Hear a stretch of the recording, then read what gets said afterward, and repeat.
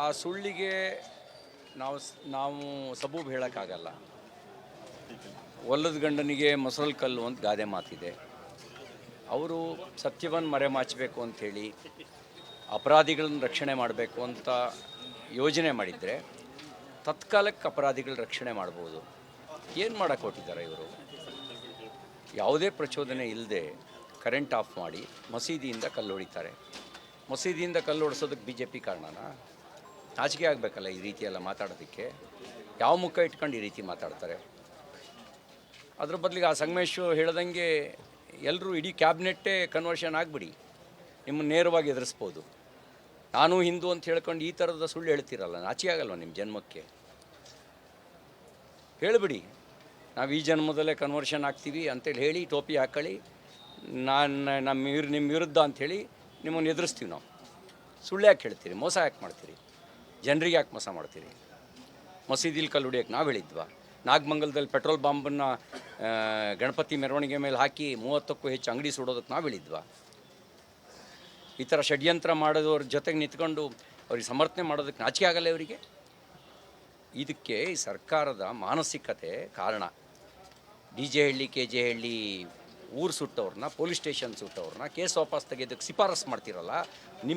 ನಿಮ್ಮ ಈ ಒಂದು ನೀತಿ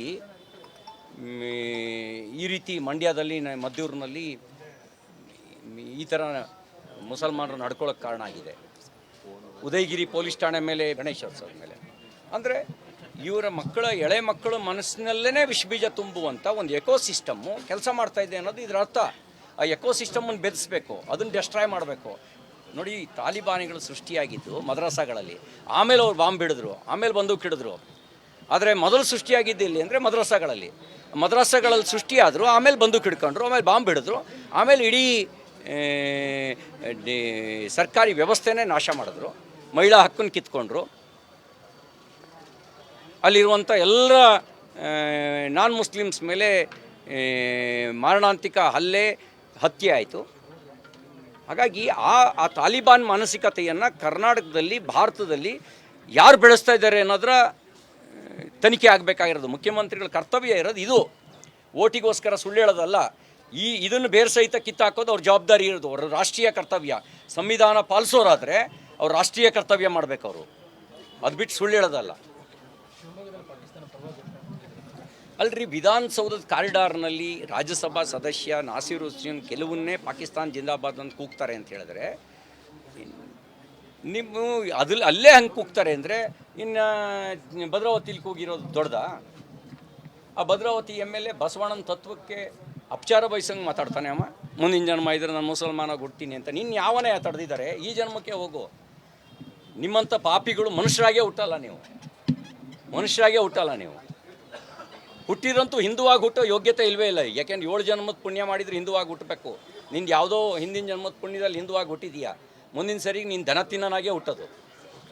ಆ ಸುಳ್ಳಿಗೆ ನಾವು ಸಬೂಬು ಹೇಳೋಕ್ಕಾಗಲ್ಲ. ಒಲ್ಲದ ಗಂಡನಿಗೆ ಮೊಸರಲ್ಲಿ ಕಲ್ಲು ಅಂತ ಗಾದೆ ಮಾತಿದೆ. ಅವರು ಸತ್ಯವನ್ನು ಮರೆಮಾಚಬೇಕು ಅಂಥೇಳಿ ಅಪರಾಧಿಗಳನ್ನ ರಕ್ಷಣೆ ಮಾಡಬೇಕು ಅಂತ ಯೋಜನೆ ಮಾಡಿದರೆ ತತ್ಕಾಲಕ್ಕೆ ಅಪರಾಧಿಗಳ ರಕ್ಷಣೆ ಮಾಡ್ಬೋದು. ಏನು ಮಾಡೋಕ್ಕೆ ಹೊಟ್ಟಿದ್ದಾರೆ ಇವರು? ಯಾವುದೇ ಪ್ರಚೋದನೆ ಇಲ್ಲದೆ ಕರೆಂಟ್ ಆಫ್ ಮಾಡಿ ಮಸೀದಿಯಿಂದ ಕಲ್ಲು ಹೊಡಿತಾರೆ. ಮಸೀದಿಯಿಂದ ಕಲ್ಲು ಹೊಡಿಸೋದಕ್ಕೆ ಬಿ ಜೆ ಪಿ ಕಾರಣನಾ? ನಾಚಿಕೆ ಆಗಬೇಕಲ್ಲ ಈ ರೀತಿಯೆಲ್ಲ ಮಾತಾಡೋದಕ್ಕೆ. ಯಾವ ಮುಖ ಇಟ್ಕೊಂಡು ಈ ರೀತಿ ಮಾತಾಡ್ತಾರೆ? ಅದ್ರ ಬದಲಿಗೆ ಆ ಸಂಗಮೇಶ್ ಹೇಳ್ದಂಗೆ ಎಲ್ಲರೂ ಇಡೀ ಕ್ಯಾಬಿನೆಟ್ಟೇ ಕನ್ವರ್ಷನ್ ಆಗಿಬಿಡಿ, ನಿಮ್ಮನ್ನು ನೇರವಾಗಿ ಎದುರಿಸ್ಬೋದು. ನಾನು ಹಿಂದೂ ಅಂತ ಹೇಳ್ಕೊಂಡು ಈ ಥರದ ಸುಳ್ಳು ಹೇಳ್ತೀರಲ್ಲ, ನಾಚಿಕೆ ಆಗಲ್ವ ನಿಮ್ಮ ಜನ್ಮಕ್ಕೆ? ಹೇಳಿಬಿಡಿ, ನಾವು ಈ ಜನ್ಮದಲ್ಲೇ ಕನ್ವರ್ಷನ್ ಆಗ್ತೀವಿ ಅಂತೇಳಿ ಹೇಳಿ ಟೋಪಿ ಹಾಕೊಳ್ಳಿ, ನಿಮ್ಮ ವಿರುದ್ಧ ಅಂಥೇಳಿ ನಿಮ್ಮನ್ನು ಎದುರಿಸ್ತೀವಿ ನಾವು. ಸುಳ್ಳು ಯಾಕೆ ಹೇಳ್ತೀರಿ? ಮೋಸ ಯಾಕೆ ಮಾಡ್ತೀರಿ? ಜನರಿಗೆ ಯಾಕೆ ಮೋಸ ಮಾಡ್ತೀರಿ? ಮಸೀದಿಲಿ ಕಲ್ಲು ಹೊಡಿಯೋಕ್ಕೆ ನಾವು ಹೇಳಿದ್ವಾ? ನಾಗಮಂಗಲದಲ್ಲಿ ಪೆಟ್ರೋಲ್ ಬಾಂಬನ್ನು ಗಣಪತಿ ಮೆರವಣಿಗೆ ಮೇಲೆ ಹಾಕಿ 30ಕ್ಕೂ ಹೆಚ್ಚು ಅಂಗಡಿ ಸುಡೋದಕ್ಕೆ ನಾವು ಹೇಳಿದ್ವಾ? ಈ ಥರ ಷಡ್ಯಂತ್ರ ಮಾಡೋದವ್ರ ಜೊತೆಗೆ ನಿಂತ್ಕೊಂಡು ಅವ್ರಿಗೆ ಸಮರ್ಥನೆ ಮಾಡೋದಕ್ಕೆ ನಾಚಿಕೆ ಆಗಲ್ಲ ಇವರಿಗೆ? ಇದಕ್ಕೆ ಈ ಸರ್ಕಾರದ ಮಾನಸಿಕತೆ ಕಾರಣ. ಡಿ ಜೆ ಹಳ್ಳಿ, ಕೆ ಜೆ ಹಳ್ಳಿ ಊರು ಸುಟ್ಟವ್ರನ್ನ, ಪೊಲೀಸ್ ಸ್ಟೇಷನ್ ಸುಟ್ಟವ್ರನ್ನ ಕೇಸ್ ವಾಪಸ್ ತೆಗೆಯೋದಕ್ಕೆ ಶಿಫಾರಸು ಮಾಡ್ತಿರಲ್ಲ. ನಿಮ್ಮ ಈ ಒಂದು ನೀತಿ ಈ ರೀತಿ ಮಂಡ್ಯದಲ್ಲಿ ಮದ್ದೂರಿನಲ್ಲಿ ಈ ಥರ ಮುಸಲ್ಮಾನರು ನಡ್ಕೊಳ್ಳೋಕ್ಕೆ ಕಾರಣ ಆಗಿದೆ. ಉದಯಗಿರಿ ಪೊಲೀಸ್ ಠಾಣೆ ಮೇಲೆ ಗಣೇಶೋತ್ಸವದ ಮೇಲೆ ಅಂದರೆ ಇವರ ಮಕ್ಕಳ ಎಳೆ ಮಕ್ಕಳ ಮನಸ್ಸಿನಲ್ಲೇ ವಿಷಬೀಜ ತುಂಬುವಂಥ ಒಂದು ಎಕೋಸಿಸ್ಟಮ್ಮು ಕೆಲಸ ಮಾಡ್ತಾಯಿದೆ ಅನ್ನೋದು ಇದರ ಅರ್ಥ. ಆ ಎಕೋಸಿಸ್ಟಮನ್ನು ಬೆಳೆಸಬೇಕು, ಅದನ್ನು ಡೆಸ್ಟ್ರಾಯ್ ಮಾಡಬೇಕು. ನೋಡಿ, ತಾಲಿಬಾನಿಗಳು ಸೃಷ್ಟಿಯಾಗಿದ್ದು ಮದ್ರಸಾಗಳಲ್ಲಿ, ಆಮೇಲೆ ಅವ್ರು ಬಾಂಬ್ ಬಿಡಿದ್ರು, ಆಮೇಲೆ ಬಂದೂಕ್ ಹಿಡಿದ್ರು. ಆದರೆ ಮೊದಲು ಸೃಷ್ಟಿಯಾಗಿದ್ದು ಇಲ್ಲಿ ಅಂದರೆ ಮದ್ರಸಾಗಳಲ್ಲಿ ಸೃಷ್ಟಿಯಾದರು, ಆಮೇಲೆ ಬಂದೂಕ್ ಹಿಡ್ಕೊಂಡ್ರು, ಆಮೇಲೆ ಬಾಂಬ್ ಹಿಡಿದ್ರು, ಆಮೇಲೆ ಇಡೀ ಸರ್ಕಾರಿ ವ್ಯವಸ್ಥೆನೇ ನಾಶ ಮಾಡಿದ್ರು, ಮಹಿಳಾ ಹಕ್ಕನ್ನು ಕಿತ್ಕೊಂಡ್ರು. ಅಲ್ಲಿರುವಂಥ ಎಲ್ಲ ನಾನ್ ಮುಸ್ಲಿಮ್ಸ್ ಮೇಲೆ ಮಾರಣಾಂತಿಕ ಹತ್ಯೆ ಆಯಿತು. ಹಾಗಾಗಿ ಆ ತಾಲಿಬಾನ್ ಮಾನಸಿಕತೆಯನ್ನು ಕರ್ನಾಟಕದಲ್ಲಿ, ಭಾರತದಲ್ಲಿ ಯಾರು ಬೆಳೆಸ್ತಾ ಇದ್ದಾರೆ ಅನ್ನೋದರ ತನಿಖೆ ಆಗಬೇಕಾಗಿರೋದು. ಮುಖ್ಯಮಂತ್ರಿಗಳ ಕರ್ತವ್ಯ ಇರೋದು ಇದು. ಓಟಿಗೋಸ್ಕರ ಸುಳ್ಳು ಹೇಳೋದಲ್ಲ. ಇದನ್ನು ಬೇರೆ ಸಹಿತ ಕಿತ್ತಾಕೋದು ಅವ್ರ ಜವಾಬ್ದಾರಿ ಇರೋದು, ಅವ್ರ ರಾಷ್ಟ್ರೀಯ ಕರ್ತವ್ಯ. ಸಂವಿಧಾನ ಪಾಲಿಸೋರಾದರೆ ಅವ್ರು ರಾಷ್ಟ್ರೀಯ ಕರ್ತವ್ಯ ಮಾಡಬೇಕು ಅವರು, ಅದು ಬಿಟ್ಟು ಸುಳ್ಳು ಹೇಳೋದಲ್ಲ.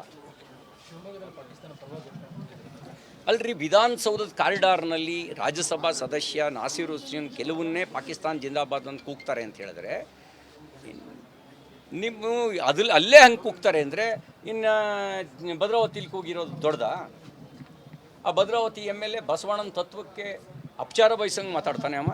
ಮುಂದಿನ ಜನ್ಮ ಇದ್ರೆ ನಾನು ಮುಸಲ್ಮಾನಾಗಿ ಹುಡ್ತೀನಿ ಅಂತ. ನಿನ್ನ ಯಾವನೇ ತಡೆದಿದ್ದಾರೆ? ಈ ಜನ್ಮಕ್ಕೆ ಹೋಗು.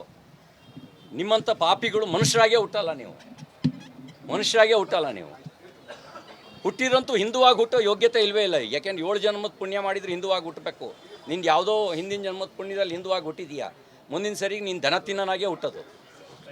ಆ ಸುಳ್ಳಿಗೆ ನಾವು ಸಬೂಬು ಹೇಳೋಕ್ಕಾಗಲ್ಲ. ಒಲ್ಲದ ಗಂಡನಿಗೆ ಮೊಸರಲ್ಲಿ ಕಲ್ಲು ಅಂತ ಗಾದೆ ಮಾತಿದೆ. ಅವರು ಸತ್ಯವನ್ನು ಮರೆಮಾಚಬೇಕು ಅಂಥೇಳಿ ಅಪರಾಧಿಗಳನ್ನು ರಕ್ಷಣೆ ಮಾಡಬೇಕು ಅಂತ ಯೋಜನೆ ಮಾಡಿದರೆ ತತ್ಕಾಲಕ್ಕೆ ಅಪರಾಧಿಗಳ ರಕ್ಷಣೆ ಮಾಡ್ಬೋದು. ಏನು ಮಾಡೋಕ್ಕೆ ಹೊಟ್ಟಿದ್ದಾರೆ ಇವರು? ಯಾವುದೇ ಪ್ರಚೋದನೆ ಇಲ್ಲದೆ ಕರೆಂಟ್ ಆಫ್ ಮಾಡಿ ಮಸೀದಿಯಿಂದ ಕಲ್ಲು ಹೊಡಿತಾರೆ. ಮಸೀದಿಯಿಂದ ಕಲ್ಲು ಹೊಡಿಸೋದಕ್ಕೆ BJP ಕಾರಣನಾ? ನಾಚಿಕೆ ಆಗಬೇಕಲ್ಲ ಈ ರೀತಿ ಎಲ್ಲ ಮಾತಾಡೋದಕ್ಕೆ. ಯಾವ ಮುಖ ಇಟ್ಕೊಂಡು ಈ ರೀತಿ ಮಾತಾಡ್ತಾರೆ? ಅದ್ರ ಬದಲಿಗೆ ಆ ಸಂಗಮೇಶ್ ಹೇಳ್ದಂಗೆ ಎಲ್ಲರೂ ಇಡೀ ಕ್ಯಾಬಿನೆಟ್ಟೇ ಕನ್ವರ್ಷನ್ ಆಗಿಬಿಡಿ, ನಿಮ್ಮನ್ನು ನೇರವಾಗಿ ಎದುರಿಸ್ಬೋದು. ನಾನು ಹಿಂದೂ ಅಂತ ಹೇಳ್ಕೊಂಡು ಈ ಥರದ ಸುಳ್ಳು ಹೇಳ್ತಿರಲ್ಲ, ನಾಚಿಕೆ ಆಗಲ್ವ ನಿಮ್ಮ ಜನ್ಮಕ್ಕೆ? ಹೇಳಿಬಿಡಿ, ನಾವು ಈ ಜನ್ಮದಲ್ಲೇ ಕನ್ವರ್ಷನ್ ಆಗ್ತೀವಿ ಅಂತೇಳಿ ಹೇಳಿ, ಟೋಪಿ ಹಾಕೊಳ್ಳಿ, ನಿಮ್ಮ ವಿರುದ್ಧ ಅಂಥೇಳಿ ನಿಮ್ಮನ್ನು ಎದುರಿಸ್ತೀವಿ ನಾವು.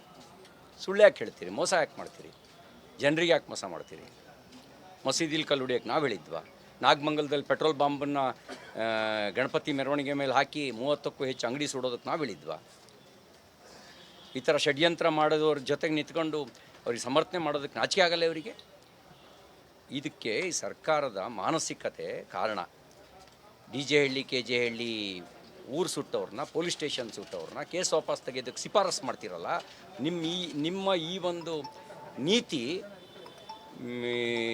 ಈ ರೀತಿ ಮಂಡ್ಯದಲ್ಲಿ, ಮದ್ದೂರಿನಲ್ಲಿ ಈ ಥರ ಮುಸಲ್ಮಾನರು ನಡ್ಕೊಳ್ಳೋಕ್ಕೆ ಕಾರಣ ಆಗಿದೆ. ಉದಯಗಿರಿ ಪೊಲೀಸ್ ಠಾಣೆ ಮೇಲೆ ಗಣೇಶೋತ್ಸವದ ಮೇಲೆ ಅಂದರೆ ಇವರ ಮಕ್ಕಳ ಎಳೆ ಮಕ್ಕಳ ಮನಸ್ಸಿನಲ್ಲೇ ವಿಷಬೀಜ ತುಂಬುವಂಥ ಒಂದು ಎಕೋಸಿಸ್ಟಮ್ಮು ಕೆಲಸ ಮಾಡ್ತಾಯಿದೆ ಅನ್ನೋದು ಇದರ ಅರ್ಥ. ಆ ಎಕೋಸಿಸ್ಟಮನ್ನು ಬೆಳೆಸಬೇಕು, ಅದನ್ನು ಡೆಸ್ಟ್ರಾಯ್ ಮಾಡಬೇಕು. ನೋಡಿ, ತಾಲಿಬಾನಿಗಳು ಸೃಷ್ಟಿಯಾಗಿದ್ದು ಮದ್ರಸಾಗಳಲ್ಲಿ, ಆಮೇಲೆ ಅವ್ರು ಬಾಂಬ್ ಬಿಡಿದ್ರು, ಆಮೇಲೆ ಬಂದೂಕ್ ಹಿಡಿದ್ರು. ಆದರೆ ಮೊದಲು ಸೃಷ್ಟಿಯಾಗಿದ್ದು ಇಲ್ಲಿ ಅಂದರೆ ಮದ್ರಸಾಗಳಲ್ಲಿ ಸೃಷ್ಟಿಯಾದರು, ಆಮೇಲೆ ಬಂದೂಕ್ ಹಿಡ್ಕೊಂಡ್ರು, ಆಮೇಲೆ ಬಾಂಬ್ ಹಿಡಿದ್ರು, ಆಮೇಲೆ ಇಡೀ ಸರ್ಕಾರಿ ವ್ಯವಸ್ಥೆನೇ ನಾಶ ಮಾಡಿದ್ರು, ಮಹಿಳಾ ಹಕ್ಕನ್ನು ಕಿತ್ಕೊಂಡ್ರು.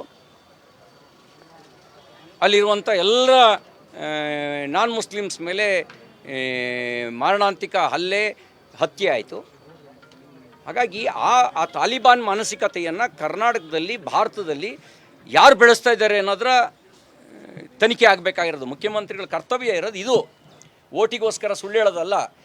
ಇದನ್ನು ಬೇರೆ ಸಹಿತ ಕಿತ್ತಾಕೋದು ಅವ್ರ ಜವಾಬ್ದಾರಿ ಇರೋದು, ಅವ್ರ ರಾಷ್ಟ್ರೀಯ ಕರ್ತವ್ಯ. ಸಂವಿಧಾನ ಪಾಲಿಸೋರಾದರೆ ಅವ್ರು ರಾಷ್ಟ್ರೀಯ ಕರ್ತವ್ಯ ಮಾಡಬೇಕು ಅವರು, ಅದು ಬಿಟ್ಟು ಸುಳ್ಳು ಹೇಳೋದಲ್ಲ. ಅಲ್ರಿ, ವಿಧಾನಸೌಧದ ಕಾರಿಡಾರ್ನಲ್ಲಿ ರಾಜ್ಯಸಭಾ ಸದಸ್ಯ ನಾಸೀರ್ ಹುಸೇನ್ ಕೆಲವನ್ನೇ ಪಾಕಿಸ್ತಾನ ಜಿಂದಾಬಾದ್ ಅಂತ ಕೂಗ್ತಾರೆ ಅಂತ ಹೇಳಿದ್ರೆ, ನೀವು ಅಲ್ಲೇ ಹಂಗೆ ಕೂಗ್ತಾರೆ ಅಂದರೆ ಇನ್ನು ಭದ್ರಾವತಿಲಿ ಕೂಗಿರೋದು ದೊಡ್ಡದ? ಆ ಭದ್ರಾವತಿ MLA ಬಸವಣ್ಣನ ತತ್ವಕ್ಕೆ ಅಪಚಾರ ಬಯಸಂಗೆ ಮಾತಾಡ್ತಾನೆ ಅಮ್ಮ. ಮುಂದಿನ ಜನ್ಮ ಇದ್ರೆ ನಾನು ಮುಸಲ್ಮಾನಾಗಿ ಹುಡ್ತೀನಿ ಅಂತ ನಿನ್ನ ಯಾವನೇ ತಡೆದಿದ್ದಾರೆ? ಈ ಜನ್ಮಕ್ಕೆ ಹೋಗು. ನಿಮ್ಮಂಥ ಪಾಪಿಗಳು ಮನುಷ್ಯರಾಗೇ ಹುಟ್ಟಲ್ಲ ನೀವು, ಮನುಷ್ಯರಾಗೇ ಹುಟ್ಟಲ್ಲ ನೀವು. ಹುಟ್ಟಿದ್ರಂತೂ ಹಿಂದುವಾಗಿ ಹುಟ್ಟೋ ಯೋಗ್ಯತೆ ಇಲ್ಲವೇ ಇಲ್ಲ. ಯಾಕೆಂದ್ರೆ 7 ಜನ್ಮದ ಪುಣ್ಯ ಮಾಡಿದರೆ ಹಿಂದುವಾಗಿ ಹುಟ್ಟಬೇಕು. ನಿಂದು ಯಾವುದೋ ಹಿಂದಿನ ಜನ್ಮದ ಪುಣ್ಯದಲ್ಲಿ ಹಿಂದುವಾಗಿ ಹುಟ್ಟಿದೀಯಾ, ಮುಂದಿನ ಸರಿಗೆ ನೀನು ದನ ತಿನ್ನನಾಗೇ ಹುಟ್ಟೋದು.